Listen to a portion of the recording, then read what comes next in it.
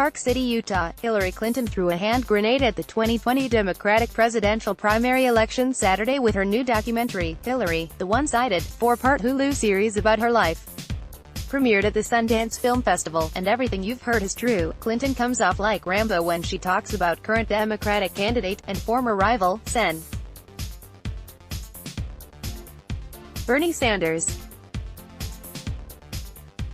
In behind-the-scenes footage from the night of the 2016 Iowa caucus, we see Clinton seething over the shock success of her competitor, who she sees as little more than a Vermont snake oil salesman. On Feb. 1, Clinton and her team were enraged that Sanders had gotten into within a % of her victory in the Midwestern state, and sought to deprive the man of even a sentimental victory. "I just don't want him to get out there and say the revolution is working, that people felt the burn," she says, before quickly leaving the room to beat him to a speech.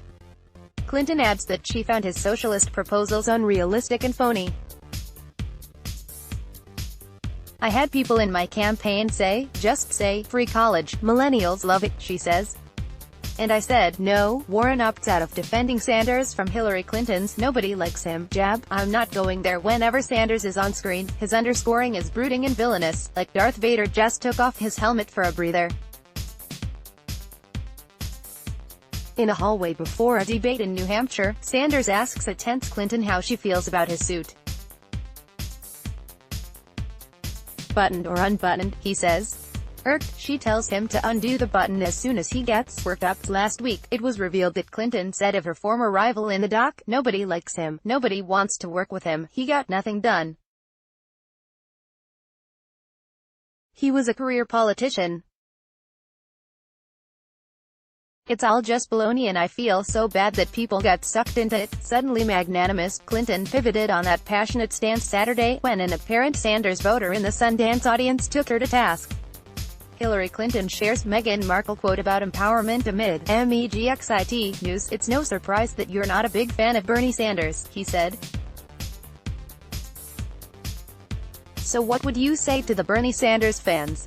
Who should they vote for, once we have a nominee?" Close ranks. Clinton responded to loud applause. There was a lot of clapping throughout, with Sundance being Utah's largest annual liberal convention.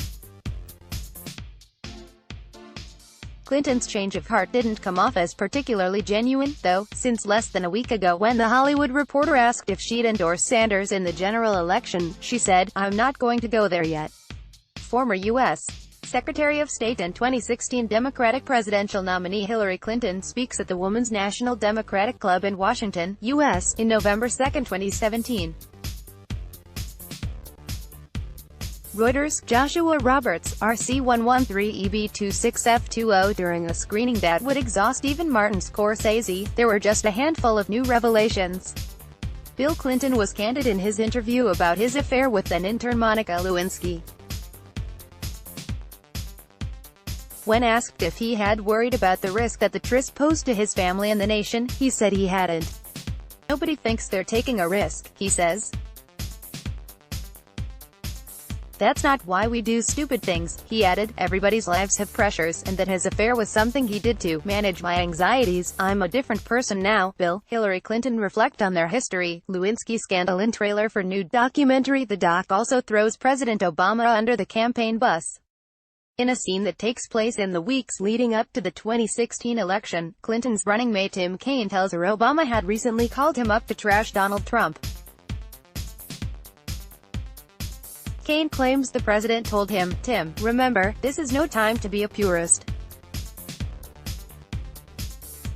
You've got to keep the fascist out of the White House." We also learned that after James Comey reopened the investigation into Clinton's private emails, discovered on disgraced Congressman Anthony Weiner's laptop, it led to Clinton aide and Weiner's ex Huma Abedin breaking down on the campaign plane. Click here to get the Fox News app. "He's gonna kill me. He's gonna kill me." Clinton recalls Abedin crying over the soul-crushing pain Weiner brought to her life. For the most part, though, the overlong Hillary isn't so much a documentary as a memoir. It's mostly narrated by Clinton herself, with contributions from close friends, family members, campaign staffers and a couple journalists from The Washington Post and The New York Times.